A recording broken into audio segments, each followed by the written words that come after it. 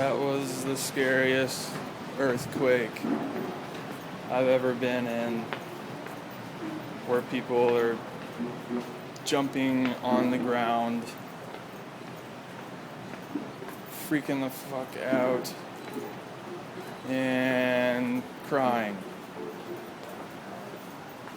Pretty fucking serious when you're in a building.